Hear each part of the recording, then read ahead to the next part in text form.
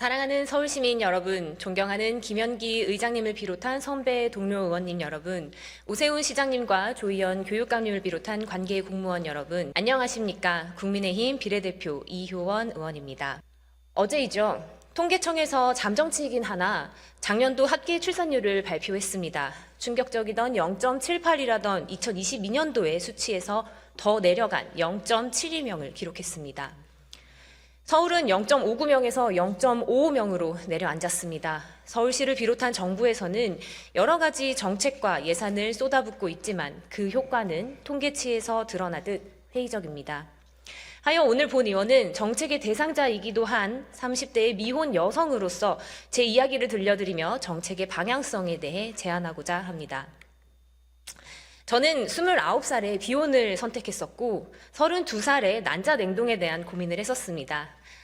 저 때는 난자냉동이 활발하지 않았었던 것인지 난임 책자를 그때 제공을 받았었는데요. 그리고 35살이 되어 비혼을 그만하겠다는 선택을 했습니다.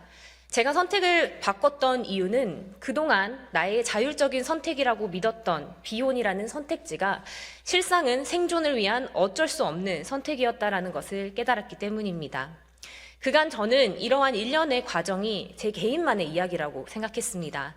그러나 유엔 인구기금의 2023 세계 인구 보고서의 한 문구를 보고 이는 더 이상 개인의 문제가 아닌 사회의 인식을 바꿔야 한다는 생각을 하게 되었습니다. 국내의 한 연구를 인용한 내용으로 보고서에는 다음과 같이 나와 있습니다. 한국인들이 아이를 안 낳는 것은 출산을 원하지 않아서가 아니라 출산을 선택할 권리가 없어서다. 그간 우리는 비혼, 딩크족을 선택의 영역으로 바라보았습니다. 그러나 그 선택이 실은 사회적인 요인으로 인한 선택권 박탈에 기인한 결과물은 아닌지 돌아보아야 합니다. 또 하나 주목해야 할 사실은 우리나라의 첫째아 출산 연령이 가장 높다는 것입니다. 이것이 무슨 의미인지를 생각해 봐야 합니다. 본 의원은 출산은 젊은 여성들이 가질 수 있는 하나의 권리라고 생각합니다. 몇 년 전 여성계를 필두로 저출산이라는 단어를 저출생으로 대체해야 한다는 논의가 일었습니다. 본 의원은 해당 단어는 대체해야 하는 것이 아닌 구분하여 사용해야 하는 용어라 생각합니다. 이에 여성들이 가진 출산의 권리를 보장할 수 있는 여성을 위한 저출산 대책과 저출생이라는 인구구조의 변화에 대응하는 저출생 대책을 구분하는 정책적인 접근이 필요함을 제안합니다. 현재 서울시에서는 엄마 아빠 행복 프로젝트로 생애 주기별 맞춤 서비스를 제공하고 있습니다. 임신과 출산이 막막하게 느껴질 젊은 세대에게 생애 주기별 정책의 밑그림을 제공하는 것은 좋은 방향이라 생각합니다. 그러나 이러한 좋은 정책이 젊은 세대에게 과연 잘 전달이 되고 있는지요? 얼마 전 서울시의회 저출생 인구절벽 특별위원회에서 20대 청년들에게 저출생 대응 정책에 대해 물었습니다.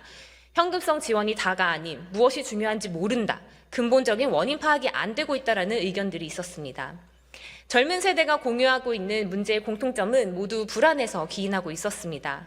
아이의 삶과 내 삶 중에 선택해야 하는 것은 아닐까? 태어날 아이에게 나보다 더 좋은 삶을 제공할 수 있을까?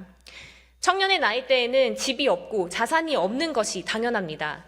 높은 부동산 가격 등은 다른 국가의 청년들도 동일하게 겪는 문제입니다. 하지만 한국의 청년들은 더 나은 내일이 있을 것이라는 희망이 없는 현실로 인해 국가의 미래와도 연결되는 그들의 삶의 한 선택지를 포기하고 있습니다. 이제는 청년들의 불안에 대한 이해를 기반으로 한 대안 정책을 내놓아야 하며 정책에 대한 커뮤니케이션 역시 이에 맞춰져야 합니다.